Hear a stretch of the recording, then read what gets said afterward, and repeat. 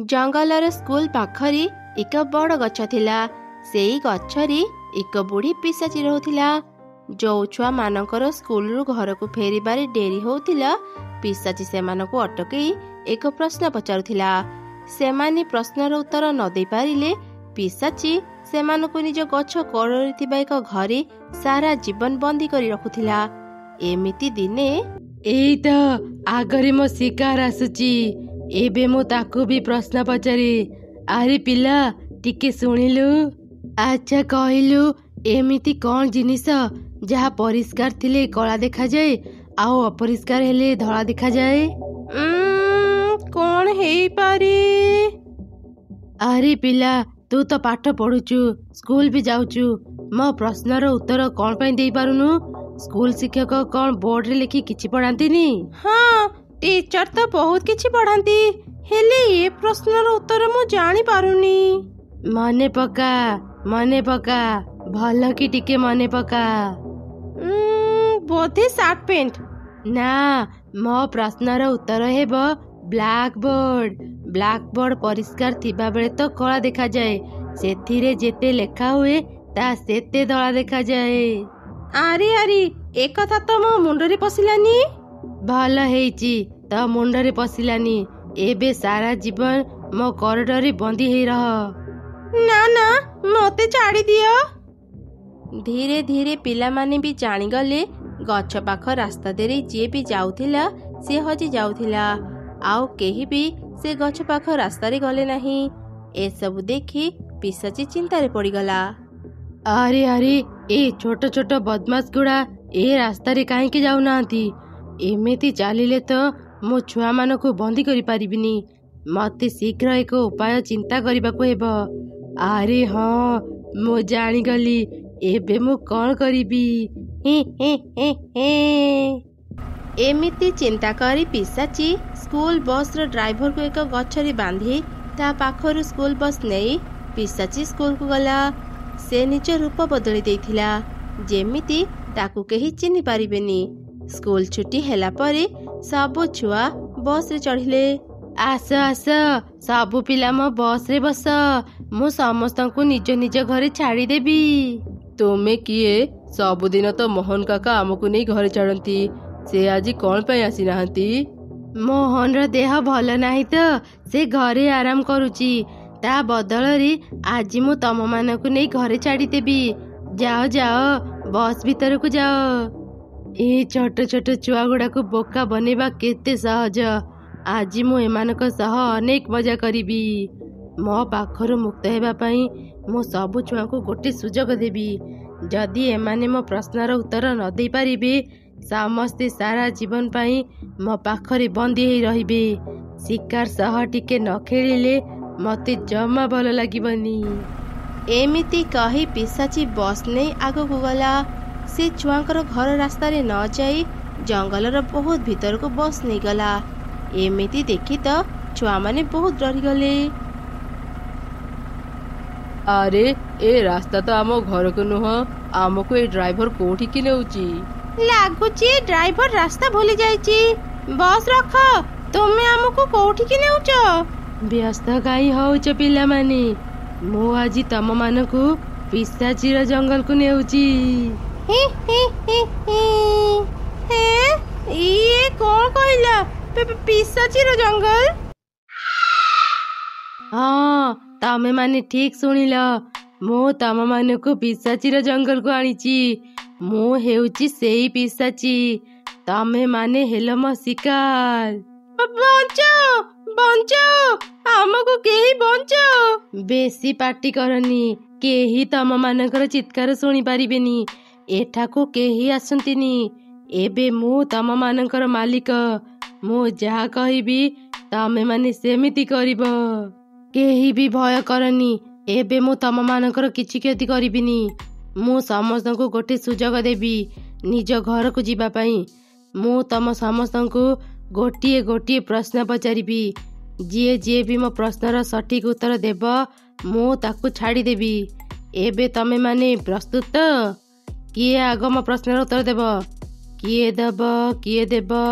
हाँ रीमा, आग तू मो प्रश्नर उत्तर दे। ଆଚ୍ଛା କହିଲୁ, ମୋର ଗୋଟିଏ ମୁହଁ, 3ଟି ହାତ, ହେଲେ ମୋର ଦେହ ନାହିଁ କି ଗୋଡ଼ ନାହିଁ। ମୁଁ ସମସ୍ତଙ୍କୁ ସମୟ କୁହେ, ମୋର ହୃଦୟ ଅଛି, ହେଲେ ମୁଁ ନିଶ୍ୱାସ ନିଏନି।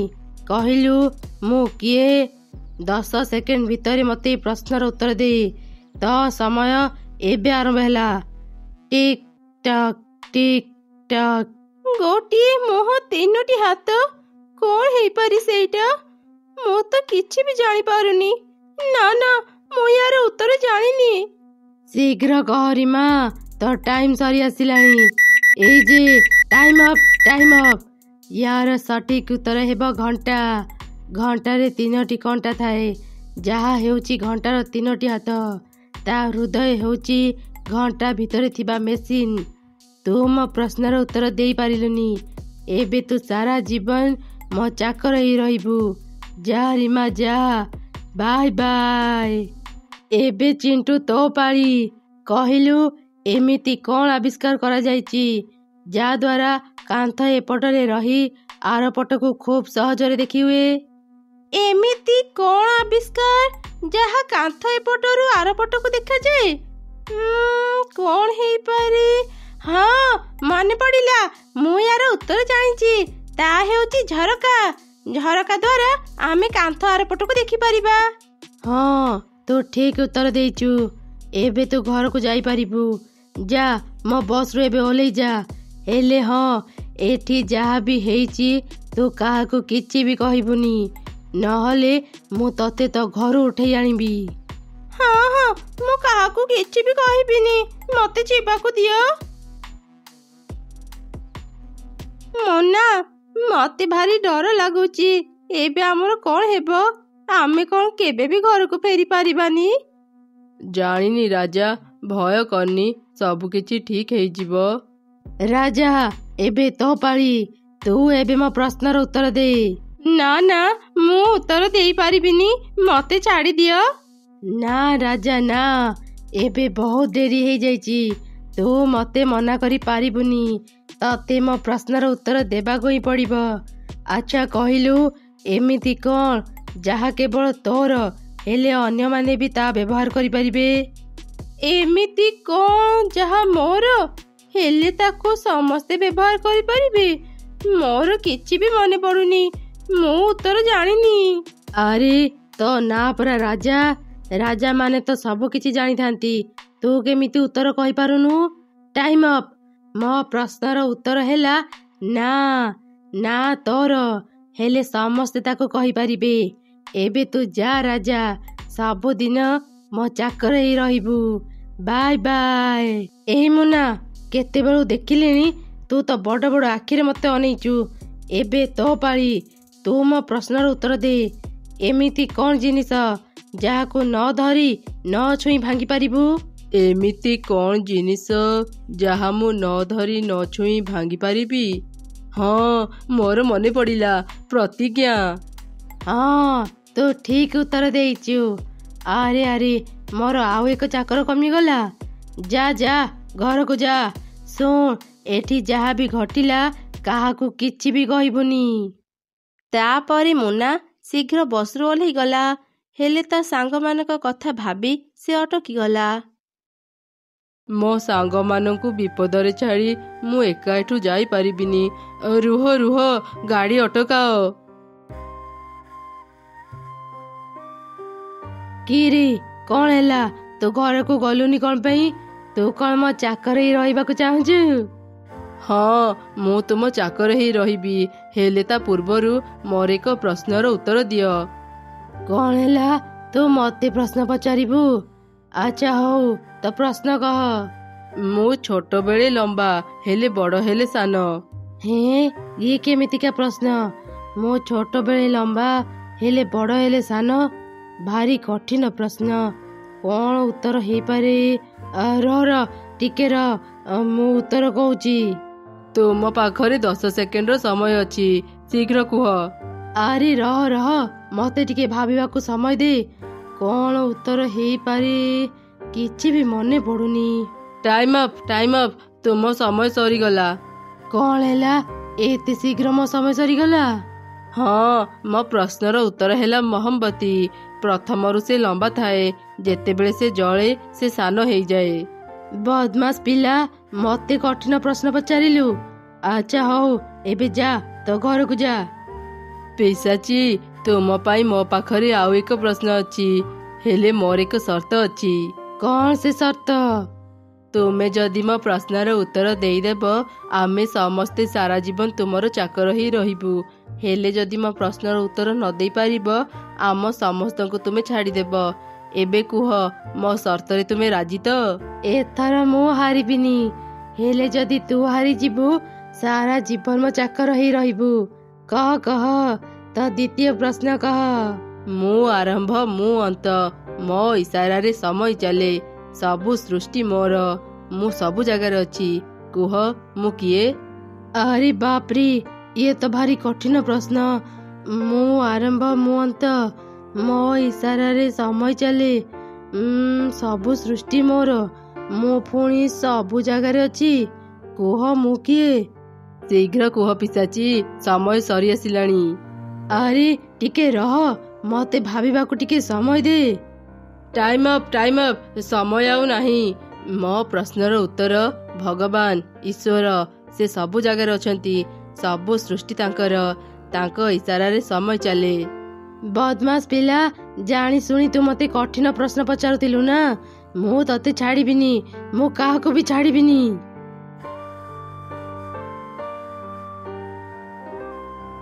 ଆରେ ପିଶାଚି, ତୁ ଏଠୁ ଯାଇପାରିବୁନି, ବସ୍ ରଖିଦେ, ନହେଲେ। ଓମ୍ ଭୂର୍ଭୁବସ୍ୱଃ ତସ୍ୟ ବିତୁର୍ବରେଣ୍ୟଂ ଭର୍ଗୋ ଦେବସ୍ୟ ଧୀମହି ଧିୟୋ ୟୋ ନଃ ପ୍ରଚୋଦୟାତ୍। ଆରେ ଆରେ, ଇଏ କଣ କରୁଛୁ? ଶୀଘ୍ର ଏ ମନ୍ତ୍ର ବନ୍ଦ କର। ଓଃ, ମୋ ଦେହ ତ କଣ ହେଇଯାଉଛି। କହିଲି ନା, ଏ ମନ୍ତ୍ର ବନ୍ଦ କର।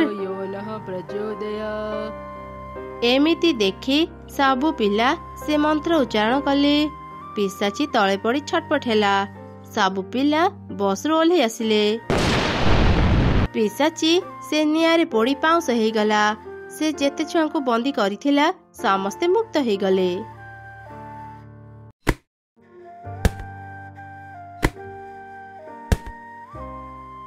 ଦିଦି, ଭାରି ଶୋଷ ଲାଗିଲାଣି, ଗୋଟେ ଗ୍ଲାସ ପାଣି ଦେ ନା।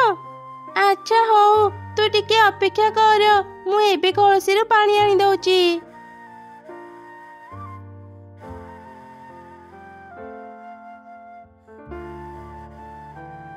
ଆରେ ମୁନ୍ନି, କଳସୀରେ ତ ଟିକେ ବି ପାଣି ନାହିଁ, ତୁ ଏବେ କଣ ପିଇବୁ? ମା ବି ତ ଘରେ ନାହିଁ, କିଏ ନଦୀରୁ ପାଣି ଆଣିଦେବ? ତୁ ଚିନ୍ତା କରନି ଦିଦି, ମୁଁ ଯାଉଛି, ନଦୀରୁ ପାଣି ବି ଆସିବି। ଏକା ଯାନି ଭଉଣୀ, ଚାଲ, ମୁଁ ବି ତ ସାଙ୍ଗରେ ଯିବି। ନା ନା ଦିଦି, ତୁ ଘରେ ଥା, ମା କହିଥିଲେ ବାହାରକୁ ନ ଯିବା ପାଇଁ। ଆମେ 2 ଜଣ ଯଦି ବାହାରକୁ ଯିବା, ମା ପାଖରୁ ଗାଳି ଶୁଣିବା। ତୁ ଘରେ ଥା, ମୁଁ ଶୀଘ୍ର ପାଣି ପିଇ ଚାଲି ଆସିବି। ଆଚ୍ଛା ଠିକ ଅଛି, ତୁ ଯା। ଏମିତି କହି ମୁନ୍ନି ପାଣି ପିଇବା ପାଇଁ ନଦୀକୁ ଗଲା, ଆଉ ପାଣି ପିଇଲା। ସେପଟେ ମା ଚଢ଼ି ଧଇଁ ସଇଁ ହେଇ ଘରକୁ ଆସି କହିଲା, ମା କୁନି, ଝଡ଼ ତୋଫାନ ଆସିଲାଣି, ଜଙ୍ଗଲର ସବୁ ଚଢ଼ି ଗୁମ୍ଫାକୁ ଚାଲିଗଲେଣି। ଚାଲ ମା, ଶୀଘ୍ର ସେଠାକୁ ଯିବା। ଆରେ ମୁନ୍ନି କୁଆଡ଼େ ଗଲା? ମୁଁ ତ ତାକୁ ଦେଖୁନି। ମା, ମୁନ୍ନି ନଦୀକୁ ପାଣି ପିଇବା ପାଇଁ ଯାଇଛି।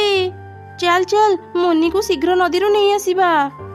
ଏମିତି କହି ମା ଚଢ଼ି ତାର ଗୋଟେ ଝିଅକୁ ଧରି ନଦୀକୁ ଯିବା ପାଇଁ ବାହାରିଲା। ସେ ଯେମିତି ଘରୁ ବାହାରିଲା, ଜୋର ଜୋରେ ପବନ ବହିଲା। ମା, କେତେ ଜୋରେ ପବନ ବହୁଛି, ମୁଁ ଟିକେ ବି ଉଡ଼ି ପାରୁନି। ଆଉ ଟିକେ କଷ୍ଟ କର ମା, ଆମେ ନଦୀ ପାଖରେ ପହଞ୍ଚି ଗଲେଣି। ଏ କଣ, ଏତେ ଜୋରେ କାହିଁକି ପବନ ବହୁଛି? ମୁଁ ଶୀଘ୍ର ଘରକୁ ଯାଏ। ମୁନ୍ନି ଘରକୁ ଯିବା ପାଇଁ ବାହାରିଲା। ପବନ ଏତେ ଜୋରେ ବହିବା ଯୋଗୁଁ ସେ ଆଗକୁ ଯାଇପାରିଲାନି। ସେ ଗଛମାନଙ୍କ ସହ ଧକ୍କା ହେଇ ହେଇ ଆଉ ଏକ ଜଙ୍ଗଲକୁ ଚାଲିଗଲା। ସେ ବେହୋସ ହେଇ ଏକ ଜାଗାରେ ପଡ଼ି ରହିଲା। ସେପଟେ ମା ଚଢ଼େଇ ଆଉ ତାର ଝିଅ ନଦୀ କୂଳରେ ପହଞ୍ଚି ଚାରିଆଡ଼େ ମୁନିକୁ ଖୋଜିଲେ। ମୁନି, କୋଉଠି ଅଛି ମୋ ଝିଅ? ତାର କିଛି ହେଇନି ତ? ମୁନି, ଏ ମୁନି, କୋଉଠି ଅଛୁ ଭଉଣୀ? ଆମେ ତତେ ନେବା ପାଇଁ ଆସିଛୁ, ଆମ ସାମ୍ନାକୁ ଆସ ଭଉଣୀ। ଠିକ୍ ସେହି ସମୟରେ ମିଟୁ ସେଠାକୁ ଆସିଲା। ଆରେ ରିନୁ, ତୁ ତ ଝିଅକୁ ନେଇ ନଦୀ ପାଖରେ କ'ଣ କରୁଛୁ? ଗୁମ୍ଫାକୁ ଏଯାଏଁ ଯାଇନୁ? ଦେଖୁଛୁ ତ କେତେ ଜୋରେ ପବନ ବହୁଛି। ଚାଲ ଚାଲ ଶୀଘ୍ର ଗୁମ୍ଫାକୁ ଯିବା।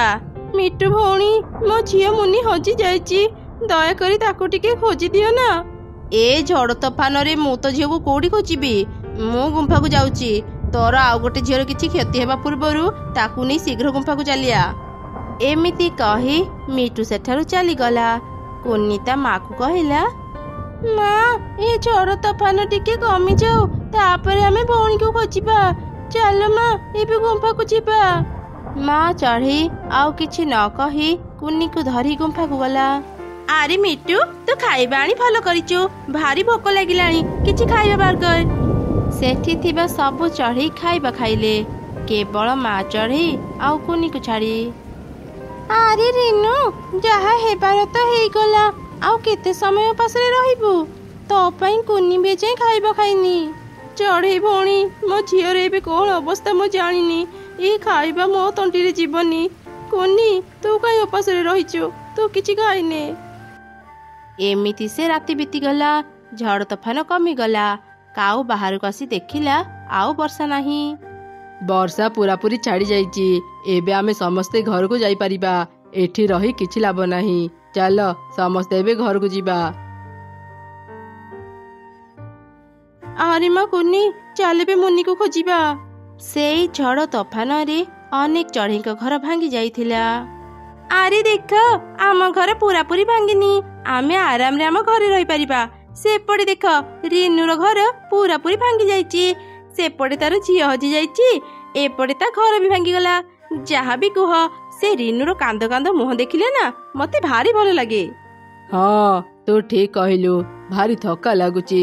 ଗୁମ୍ଫାରେ ରାତି ସାରା ଶୋଇ ହେଲାନି। ଚାଲ ଟିକେ ଆରାମ କରିବା। ମା ଚଢ଼େଇ ଚାରିଆଡ଼େ ତା ଝିଅକୁ ଖୋଜୁଥିଲା, ହେଲେ ତାକୁ କୋଉଠି ବି ପାଇଲାନି।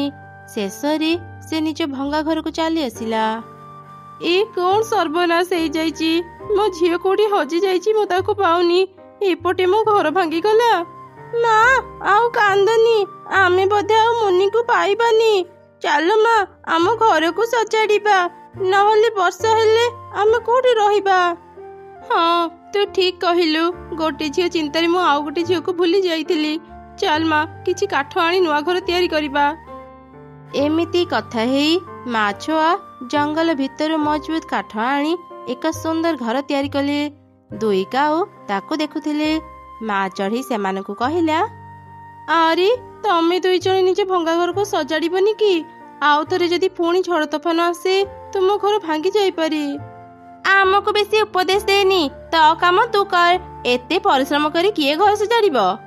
ଏତେ ଅଳସୁଆ ହେବା ଭଲ ନୁହଁ କାଉ ଭଉଣୀ। ପରିଶ୍ରମ କରି ଘର ତିଆରି କରିଥିଲେ ତୁମକୁ ପଛରେ ଏତେ ହଇରାଣ ହେବାକୁ ପଡ଼ିବନି। ଏଇ, ତତେ କହିଲି ନା ଆଉ ବେଶୀ ଜ୍ଞାନ ଦେନି। ଆମକୁ ଅଳସୁଆ କହୁଛୁ? ଯା, ଚାଲିଯା ଏଠୁ। ମା ଚଢ଼େଇଟି ନିଜ ଘରକୁ ଫେରି ଆସିଲା। ସେପଟେ ମୁନିର ହୋସ ଆସିଲା ପରେ ସେ ନିଜ ଘରକୁ ଫେରିବାକୁ ଚେଷ୍ଟା କଲା, ହେଲେ ସେ ରାସ୍ତା ପାଇଲାନି। ଶେଷରେ ସେ ଏକ ଗଛରେ ବସି କାନ୍ଦିଲା। ଆଉ ମୋ ଭଉଣୀ ମୋ ପାଇଁ ଅନେକ ଚିନ୍ତାରେ ଥିବେ। ମୁଁ ତ ଘରକୁ ଫେରିବାର ରାସ୍ତା ପାଉନି। ଏବେ ଘରକୁ କେମିତି ଫେରିବି? ହେ ଭଗବାନ, ମତେ ଟିକେ ସାହାଯ୍ୟ କର। ସେ ଏମିତି କାନ୍ଦୁଥିବା ସମୟରେ ଏକ ବୁଢ଼ୀ ଚଢ଼େଇ ତା ପାଖକୁ ଆସିଲା ଆଉ ତାକୁ ପଚାରିଲା, କିରେ ଛୋଟ ଝିଅ, ତୁ ଏଠି ବସି ଏମିତି କାନ୍ଦୁଛୁ କ'ଣ ପାଇଁ? ମୁନି ସେ ବୁଢ଼ୀ ଚଢ଼େଇକୁ ସବୁ ଘଟଣା କହିଲା। କ'ଣ କହିଲୁ? ତୋ ମା ନା ରିନୁ? ମୁଁ ତ ମାକୁ ଜାଣିଛି। ମୁଁ ତତେ ତ ଘର ରାସ୍ତା କହିପାରିବି, ହେଲେ ଝିଅ, ମୋର ବୟସ ହେଲାଣି। ମୁଁ ଏତେ ଦୂରକୁ ଉଡ଼ି ଯାଇପାରିବିନି। କିଛି କଥା ନାହିଁ ବୁଢ଼ୀ ମା, ତୁମେ ଖାଲି ମତେ ରାସ୍ତା କହିଦିଅ, ମୁଁ ଘରକୁ ଚାଲିଯିବି। ଆଚ୍ଛା ଠିକ ଅଛି, ଆସ ମୋ ସାଙ୍ଗରେ। ଏଇଠୁ ସିଧା ରାସ୍ତାରେ ଗଲେ ତୁ ତ ଜଙ୍ଗଲରେ ପହଞ୍ଚିଯିବୁ। ତୁମକୁ ବହୁତ ବହୁତ ଧନ୍ୟବାଦ ବୁଢ଼ୀ ମା। ଏବେ ମୁଁ ଯାଉଛି। ଏମିତି କହି ମୁନି ଉଡ଼ିଗଲା। ନିଜ ଜଙ୍ଗଲକୁ ପହଞ୍ଚିଲା ପରେ ସେ କାଉ ଆଉ ତାର ସ୍ତ୍ରୀକୁ ଦେଖିଲା। ଏଇ ତ କାଉ ଅଙ୍କଲ, କାଉ ଆଣ୍ଟି ଏଇଠି ଅଛନ୍ତି। ମୁଁ ତାଙ୍କ ପାଖକୁ ଯାଇ ମୋ ମା କଥା ପଚାରେ। ମୁନି ଯେମିତି ତାଙ୍କ ପାଖକୁ ଗଲା, ସେ ଶୁଣିଲା, ଆରେ ଦେଖ, ସେ ରିନୁ ଅଳ୍ପ ସମୟରେ ହିଁ କେତେ ସୁନ୍ଦର ଘର ତିଆରି କରିଦେଲା। ସେଦିନ ସେ ଆମକୁ ଅଳସୁଆ କହୁଥିଲା। ଚାଲ ଆଜି ଆମେ ତାକୁ ଉଚିତ ଶିକ୍ଷା ଦେବା। ଆମେ ରିନୁକୁ କହିବା ତା ସାନ ଝିଅ ଜଙ୍ଗଲ ବାହାରେ ଅଛି। ସେ ଯେତେବେଳେ ଜଙ୍ଗଲ ବାହାରକୁ ଯିବ ଆମେ ତା ଘରକୁ କବ୍ଜା କରିନେବା। ହଁ ତୁ ଠିକ କହିଛୁ। ଆଜି ସେ ଉଚିତ ଶିକ୍ଷା ପାଇବ। ଏମାନେ ଏସବୁ କଣ କହୁଛନ୍ତି? ସେ ଝଡ଼ ତୋଫାନରେ ଆମ ଘର ଭାଙ୍ଗି ଯାଇଥିଲା, ଆଉ ମା କଷ୍ଟ କରି ଯୋଉ ଘର ବନେଇଛି ତାକୁ ଏମାନେ କବ୍ଜା କରିବାକୁ ଚାହୁଁଛନ୍ତି। ମୁଁ ଶୀଘ୍ର ମା ପାଖକୁ ଯାଇ ଏକଥା କୁହେ। ତାପରେ ମୁନି ଖୋଜି ଖୋଜି ତା ଘରକୁ ଚାଲିଗଲା। ତା ମା ଭଉଣୀ ତାକୁ ଦେଖି ଅନେକ ଖୁସି ହେଇଗଲେ। ମାରି ତୁ ଠିକ ଅଛୁ? ଭଗବାନଙ୍କୁ ବହୁତ ବହୁତ ଧନ୍ୟବାଦ। ତୁ ମୋ ପାଖକୁ ଫେରି ଆସିଲୁ। ମୁଁ ତତେ କେତେ ନ ଖୋଜିଛି। ଆସ ମା, ଭିତରକୁ ଆସେ। ତୁ କିଛି ଖାଇଛୁ ନା ନାହିଁ? ଆଉ ଖାଇବୁ। ମା, ଘର ବହୁତ ସୁନ୍ଦର ହେଇଛି। ଏଠାକୁ ଆସିବା ପୂର୍ବରୁ ମୁଁ କାଉମାନଙ୍କ ପାଖରୁ ଶୁଣିଲି।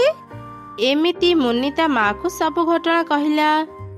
ଆଚ୍ଛା, ସେ ଦୁଷ୍ଟ କାଉମାନେ ତାହେଲେ ମୋ ଘର ନେବାକୁ ଚାହୁଁଛନ୍ତି। ଆସନ୍ତୁ ସେମାନେ, ମୁଁ ଆଜି ତାଙ୍କୁ ଛାଡ଼ିବିନି।